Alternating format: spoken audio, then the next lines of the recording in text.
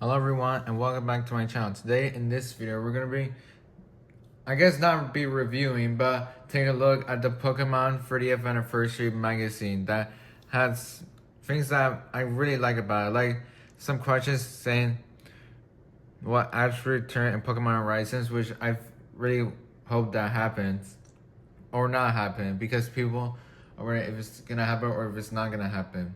And we're gonna be taking a look at the book. Also, is gonna be taking a look at the best and craziest spin-offs from the Pokemon games and the most valuable cards that doesn't cost really a fortune. Like no Pokemon card has ever cost like a fortune because every Pokemon card is really rare. Wherever it's exclusive.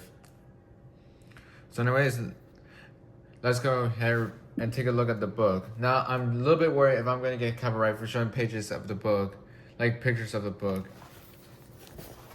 But let's just get into it. So I can see there's so many continents from the Pokemon magazine.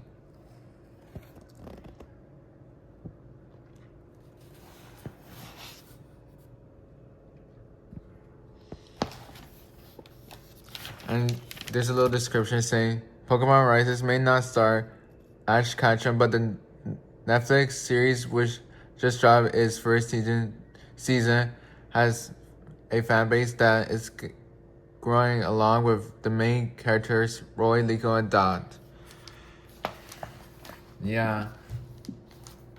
I mean, fans have been really liking the new series, although I'm sort of liking the series, but I haven't really watched the Horizon seasons because I really like to focus on the original anime of the seasons. And as you can see, there's another description saying that we're celebrating all things and looking to the future as the franchise turns 30. And there's so many Pikachus, even the big one from Sword and Shield. And as you can see, there's another description of Ash Ketchum. Like it says, fans of the Pokemon anime are hoping that Ash Ketchum will return to the screen soon. According to the anime director Koji Youngman, it's only a matter of time until the Pokemon Master makes an appearance, but he will remain forever 10 years old. And I think the reason why he's 10 years old is because when he saw Ho-Oh in the first episode of the anime, I was thinking maybe he saw that and maybe after looking at Ho-Oh, he would forever stay 10 years old. Because he hasn't really grown up. Like, he hasn't really aged. Like, he hasn't turned 11. He always stays at like a 10-year-old.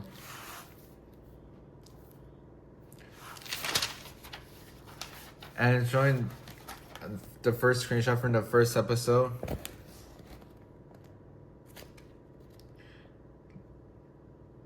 And showing the first game on the Game Boy Color, which is the blue version, not the red or green. And the famous Pokemon Go app. Like, every time I look at this page, it just makes me want to get all the star plushies. Like, I have the first set of the stars from the first gen as plushies, but I want to get like every other generation of the stars as plush. And as you can see right here, there's like a little, like it's showing like a Serena plushie. Like I've never seen a Serena plushie before because they only made like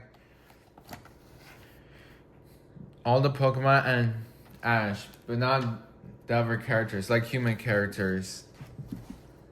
And you can see Pikachu in the Macy's Thanksgiving Parade. Now, we're going to be taking a look at the 12 best-selling Pokemon games of all time. So, the first one is Pokemon Brilliant Diamond Pearl, which is number 11. I'm sorry that I skipped 12, but number 12 is Pokemon Legends Arceus, which I think some people might like it because it's basically showing like the origin of Pokemon, like how it's created and with different gameplay. Next up is Pokemon Let's Go Pikachu and Let's Go Eevee, which is at number 10, which I think it should be maybe 5, because it's just, I think it's kind of cool that it remained the first Pokemon game on the Switch, like Pokemon Red, Blue, or Green. Next up we have Pokemon Black and White, which is at number 9. And I guess it's at I get it that's at number 9 because after fans saw like the anime of Black and White, maybe they stopped liking it because of the anime.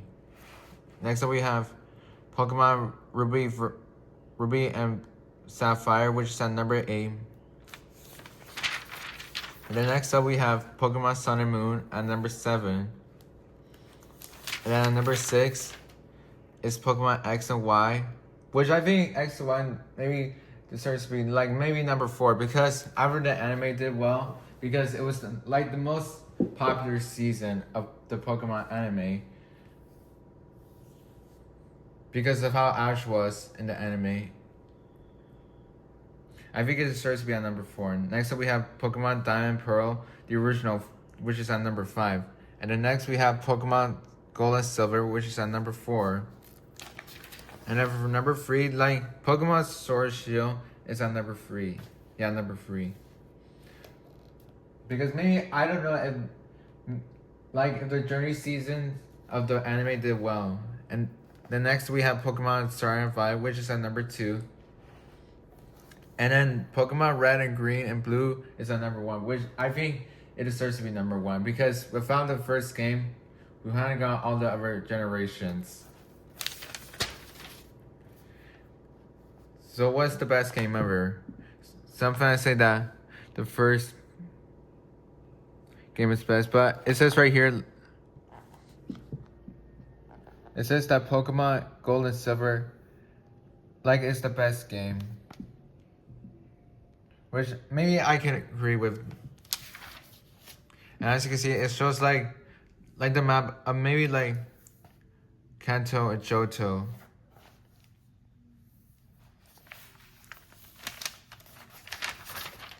And next up we have I don't know really what this is, but whatever. And then next up we have better than the original. Honestly, I think the original is better on the Game Boy because it has such great music and Pokemon Red and Green on the Game Boy was the most popular game from the original, because I guess the remake of it sort of did well because it didn't have glitches, but I still think the original is best because of the music and how well the game was. And also for the Red and Sapphire version, I think that's also a better original game. Original, not a remaster. Because remasters can be good, but sometimes they can do bad. And then next up we have the craziest spin-offs, which some spin-offs can be good and some spin-offs can be bad. Pokemon Mystery Dungeon is probably I guess the most best spin-off of the games. And Let's Go Pikachu, Hey You Pikachu, I think it's the least well-liked game because some critics might dislike the game because of the types Psychic has. And Pokemon Pinball might be another best spin-off game because it's pinball. And then Pokemon Sleep, I have been seeing a lot from the game recently because I think Nintendo just the Pokemon company just revealed it they were celebrating the 30th anniversary during their live stream.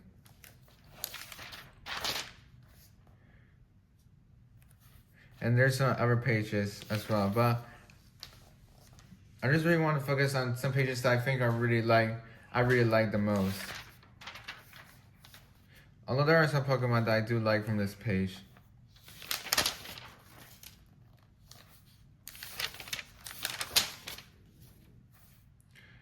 And I wouldn't call these scary Pokemon, just like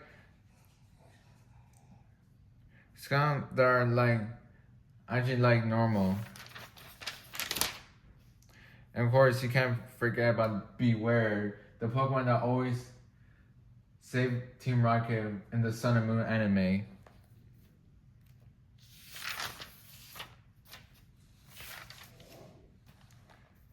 And of course, everyone's favorite bad guy Pokemon from Team Rocket, Meow.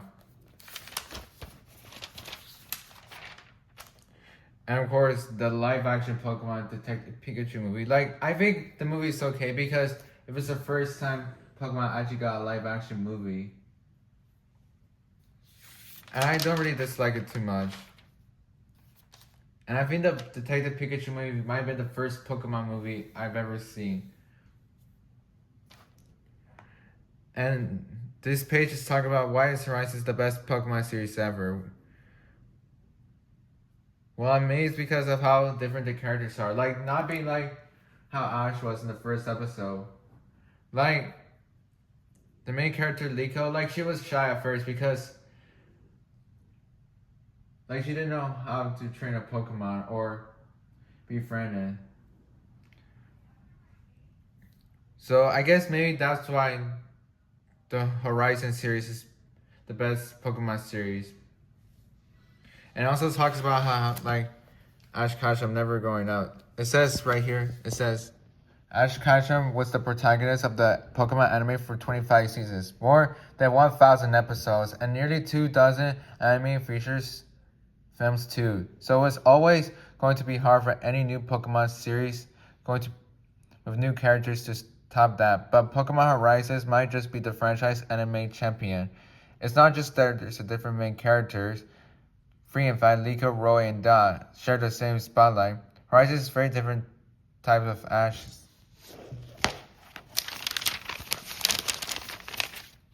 Adventures, where every episodic he and his companions will go to new places to encounter some challenge, fight Team Rocket, and then move to the next location. The season arcs follow the plots of the Pokemon games too. Horizons, meanwhile, is an all-new story that's not based on any game, and it tells a more complex story than over the course of multiple episodes, rather than wrapping things up half an hour. It's a big difference that allows for much more ambitious storytelling. As one person, a Bubble Garden, a fan for, said about the show, Pokemon has an actual anime now. It's just not a commercial for the games anymore. Liko, Roy, together with their traveling companions, the rising Full Tigers, and exploring the Pokemon world with a new sense of purpose. They're looking into intriguing mysteries like the purpose of Liko's pendant and dealing with legendary and mythical Pokemon like Tempest and more. And Ryan's in a way that makes the world feel like a place that's full of wonder. The bad guys of explorers are Infinite's team that's actually friendly rather than the comic relief like Team Rocket. The first season, Rising Hope, which debuted in the US on Netflix in January 2026, did something that never happened before in the 10-year Ash many seasons. It lets characters grow up. Liko, Roy, and Dot become young adults in the time scale since the last season, meaning that they're much more experienced and mature as they try to figure out what's going on with a mysterious pink mist that's affecting Pokemon across many regions. Annie Ghost, senior director of the media productions of the Pokemon Company, described Rises as a really grand adventure, and added the producers are committed to continue the series. We'll likely tell the story until the story is complete. That could be numbers of seasons, he told Variety. The original anime and Ash's adventures will always hold a special nostalgia place in fans' hearts. But even they don't necessarily agree that Horizons is better, it's hard to deny how much more exciting it is to see this new saga play out rather than watch Ash do the same thing over and over again. And besides, he finally won a Pokemon Championship, so he deserves to enjoy his retirement. Well, I sort of disagree with that because, like, after fans were excited to see Ash retiring, they were a little somewhat disappointed. And when I got back into the Pokemon anime, I was kind of sad as well, seeing the last episode of this anime in the US. Like, it just made me cry that Ash's journey was over. Like, when I was not liking Pokemon, when I was 10, it was starting to get, like, really boring. But when I got back into it in 2024, I decided to watch the Pokemon anime again. And see, like when the other Pokemon seasons were on Netflix in the US, I didn't know that there were other seasons. So I decided to get back to the anime. And when I saw the last episode of Ash, I was really sad. So maybe, like, not for this anniversary this year, but maybe in the anime's anniversary next year in 2027, maybe he can come back. Like, maybe like in a special episode or a special movie for an anime. And next up, we have the scenes that make us laugh and cry in the anime.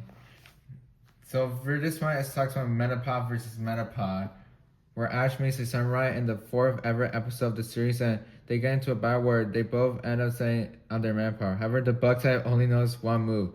Alright, so the Pokemon just stand there, motionless, while their trainers get more invested in the boring battle of all time. And then bye-bye Butterfree. This one was sad to most fans, but when Ash reunited with Butterfree in the last episode of the Journeys anime, people were actually surprised to see his Butterfree return. I actually was wondering, did he ever see his Caterpie again? I mean, not his Caterpie, his Butterfree. Sorry that I said Caterpie. But I was wondering if he'd seen his Butterfree again in the last episode of the Journeys anime, and he actually did. But I was wondering, did he recapture it, or did he just let it still be with the pink Butterfree? And next up we got Ash doesn't realize who Sabrina's father is.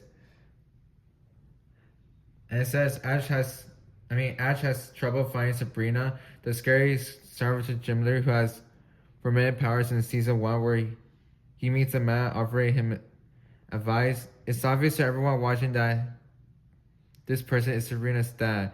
How else would we have pictures of Sabrina as a child? But that's not what Ash thinks. He jumps to the conclusion that the picture, because he must be a photographer. And then next up we have Ash's Pokemon keep him warm up. I actually kind of like this episode because I didn't know, in the US they skipped this episode instead of doing the Japan's, how Japan does the episodes, in chronological order.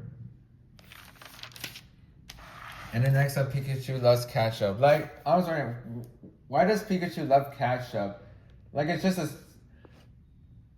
sauce, but it's just Pikachu. And of course, that one meme where he literally cries when his ketchup bottle is literally shredded up, or should I say, I don't want to be rude but killed.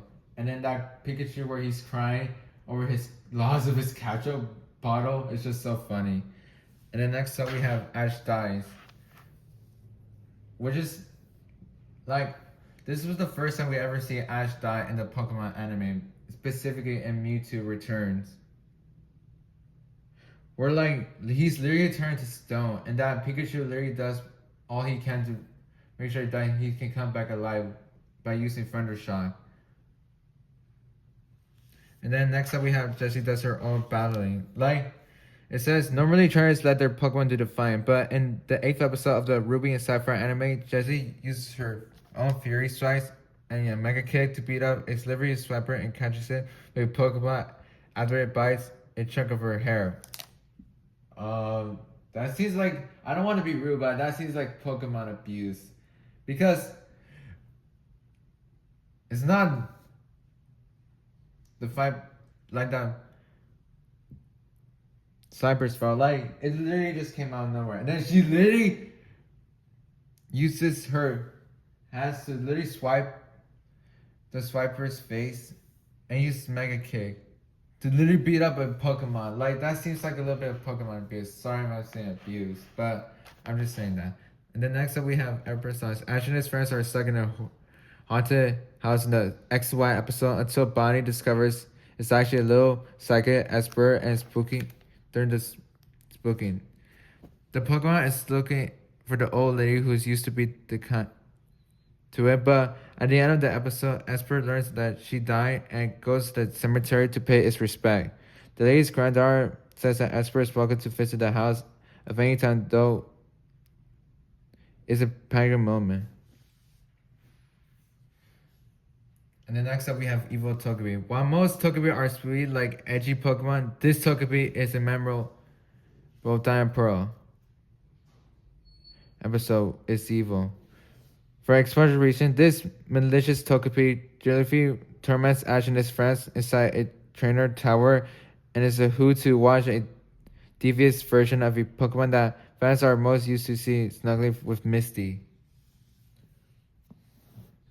Yeah, I think some Togepi could be good, but some could be really evil. The next up, Memories in the Mist. The fairy type legend Pokemon Tapu Fini has a mystical mist that allows Ash's alone traveling companions to revisit they've lost. In the Sun and Moon episode, Mallow goes to the Emeralds with her late mother while Ash Torracat goes to meet his friend Scarlet once more. The Low Push is one of the few Pokemon in the entire season to actually die, so this is especially touching. Yeah, like, I think Sun and Moon might be the world's most liked season just because of how Ash won his first league, but it has really some like really sad moments. Like with a Pokemon that literally dies in the first season, and then one half Ash's traveling companions parents literally died before they were even born. Like, I think it's a little bit sort of dark in every Pokemon season or movies. And then the next page is to talk about Let's Finish This. And then it talks about how everyone's taking a look back at Ash's epic league battles. So the first one is the Ideo Conference, which I think is like, I don't want to be rude, but I think it was like probably the worst that Ash's league he's lost, because his Charizard just didn't listen to him, because he was still being disobedient, because he was just being a lazy Charizard. But when Ash abandoned, like, I really don't want to say abandoned, but he let the Charizard fight to train more. Because after he said who needs a weak Charizard. And then he literally ran away. And then Pikachu and Charizard decided to say goodbye to each other. And then Ash hoped that one day he would see a Charizard again. And he did. In the third Pokemon movie, in the Battle Frontier, not Battle Frontier, like Advanced Battle season. And then he returned in Black and White, Unova, and Beyond, where he actually stayed with him again.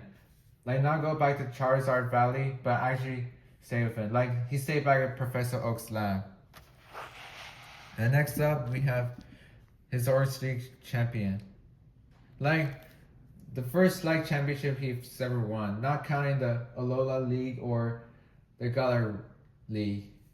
Well, I wouldn't call it Galar League.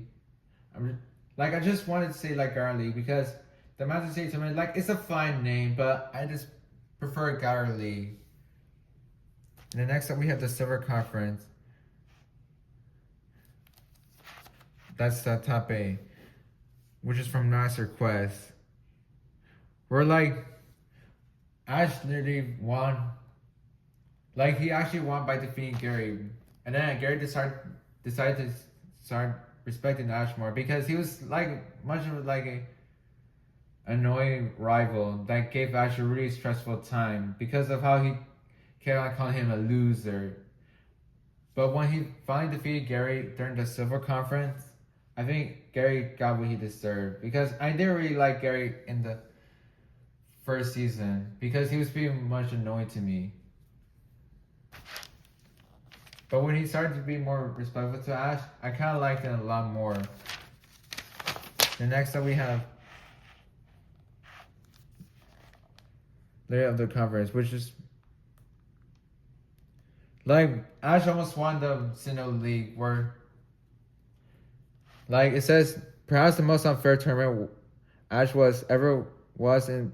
He lost in the semifinals was Tobias, a trainer who had not one but two legendary Pokemon in Season 10, aka Diamond Pearl. Ash and his Pokemon managed to defeat Darkrai and Latios, no small feat, but all of his Pokemon fainted, leaving Tobias and his overpowered Pokemon advanced. Tragic as it was to see Ash finally make it to the semifinals of a league for the first time, it really felt like he should have won for the first time. Comic book resources, bro. Like, I haven't really seen the episode, but I get what they're saying. Because over the past seasons, he didn't really want to go to the semifinals. And then Versus Conference, which is at top B. Like, Ash does worse in the Versus Conference in Pokemon Black and White Adventures in Unova and Beyond, Season 16. Then he did in his previous tournament. But he takes the loss of Cameras, Lucario, and Shirai, showing his growth as a trainer. Like, people dislike this season. Like, not this season, but this series, because of how Ash won. I mean, lost the Unova League. And then next up, we have Lumio's Conference runner-up. Like, Ash almost won, like, the Kalos League, but of course, online, Charizard was really powerful than Ash's Greninja. But I still think Ash should have won because his Greninja was really more powerful than our Greninja. And then the Alolan Championship. Like, people actually like this one because Ash actually won a Pokemon League rather than a championship, which I think is actually good for him. And then next we have the Masters 8 tournament, which is a pretty good episode because it's showing that Ash actually won a World Championship League, and then he was literally crowned Monarch and defeated Leon. And also, the other things I like about this episode is showing all of Ash's old companions and seeing Ash's old Pokemon and hearing the original Gotta Catch 'Em Up. Although it's not the original from the first season, it's the movie version. And next up we have top 5 Pokemon ships, which I understand that loving a girl is cool, but it can also be a little unconcerning for little kids. So Brock and Lucy. It says Brock Lucy have a crush on just about every woman he had encountered in his journey with Ash. But Pink Quickie Lucy, one of the frontier brains from the end of the Ruby and Sapphire series 3, like Brock back. It held that Brock's squinty eyes remind Lucy of her favorite Pokemon like Cyndaquil, Micro, and Abra. Brock nearly asked Lucy to accompany them on the rest of their journey, but Max dragged him away before he could pop the question. What if? Brock almost strike out when he's talking to girls. Usually they find his offense creepy or annoying, but in this case, Lucy actually liked him back. That alone is a big reason to ship those two together. The website ranker noted. Like, every episode of the anime, Brock just trying to raise up a girl. Like, he would never start raising up a girl. But of course, Misty, Max, and Krogan always decide, man, this guy is starting to become more annoying of raising up girls. And next we have May and Drew. Ash's covered companion May and her own rival, drew during the Ruby Sapphire anime. Originally, they were antagonists towards one another as they compete in Pokemon contests. However, as they kept meeting in season 6 and 9, they began to develop a sense of mutual respect and perhaps something more. Content shipping is, as it's known, is a great ship because it's a classic enemies to lovers narrative. I hope this ship becomes more canon one day. One fan who wrote on Reddit. And then Jesse and Jess. Like, those two are perfect for each other because sometimes they get argue with each other and sometimes they can love each other and say some funny jokes. And then next up is the... Like, I think this should be number 1.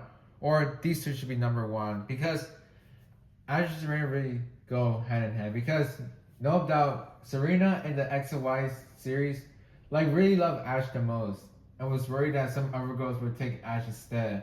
And Serena wouldn't let that happen. So she did everything she can. Even the farewell kiss during the last episode of the X and Y series. Like, I don't know why they had to not show Ash, I mean not Ash, but Serena kissing him. Because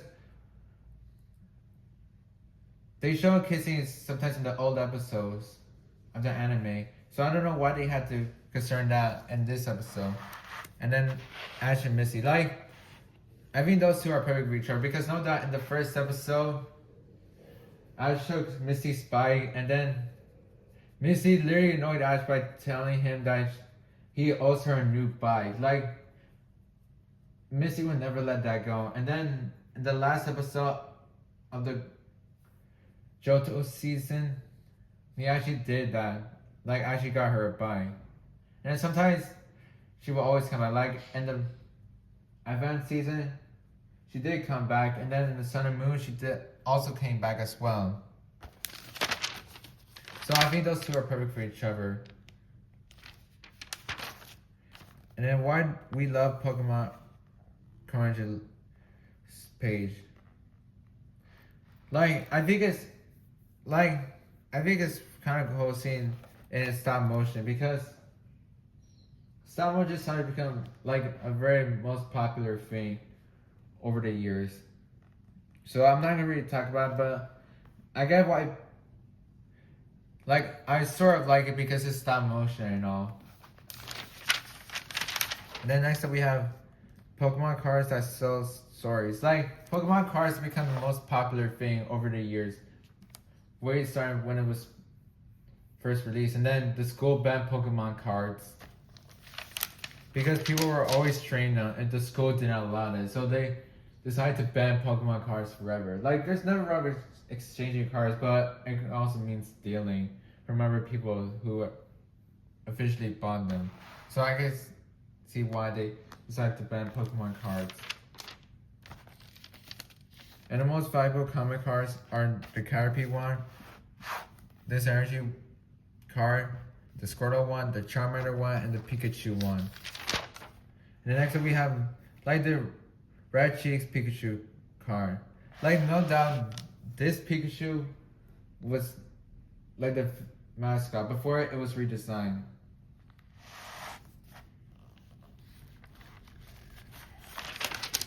And next up we have like Pokemon reference in pop culture. Like Pokemon, like I don't know why other franchises like to like make references to Pokemon. Like it says from South Park that Kawashon, an episode that is the first season of South Park parody Pokemon Mania by having all the kids being obsessed with a Pokemon-like anime, which has filled with subliminal messages that were brainwashing them into attracting Pearl Harbor again. And then next up we have the Amazing World Gumball.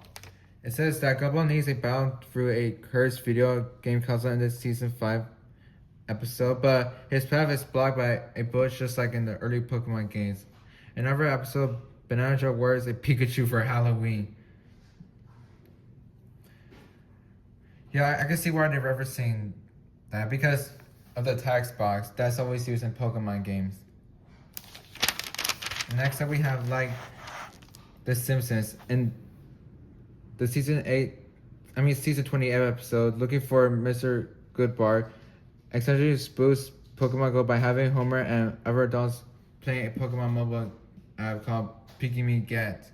And the next episode talks about from Diary of a Wimpy Kid Party Pooper. It says that in the 20th book in the Diary of a Wimpy Kid series, Greg has entire school obsessed with micro creatures, a collectible card with similar to Pokemon, and Greg tries to make it so that he gets a rare free eyeball card for his birthday. Like, I get what they were doing. Like, I guess like the people who made the Wimpy Kid books are a fan of Pokemon as well.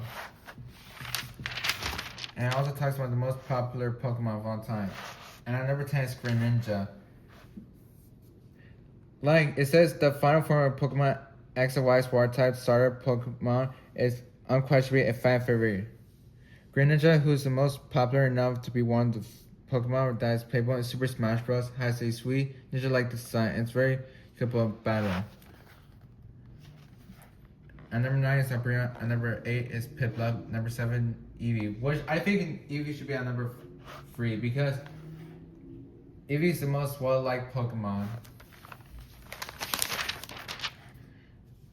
Number 6 is Lucario. Number 5, Bulbasaur. Number 4, Mudkip. Number 3, Gengar. Number 2, Sylveon. Then number 1, Mimikyu. Like, it says Pikachu, the mascot, the whole series didn't place anywhere on the top 10 list. You know who you did. Mimikyu, the ghost / fairy who desperately wants to be like that wears a Pikachu-shaped rat over his true form. Curious Mimikyu, people do you like the most of all Pokemon? And it's also talking about the world's first Pokemon theme park. Like, I'm actually glad they're doing a theme park. And not one at Universal, sorry if I was gonna say Hollywood, but Universal Japan. Like, an actual Pokemon theme park. It also talks about like an ultimate quiz, but we're not gonna really do the quiz. Like, some people will already know how a quiz works. And I think I sort of understand how the quiz works. So right, that's my review. Well, not really a review, but like a showing of the Pokemon 40th Anniversary magazine. So anyways, that's all for now, and I'll see you guys next time. Peace out.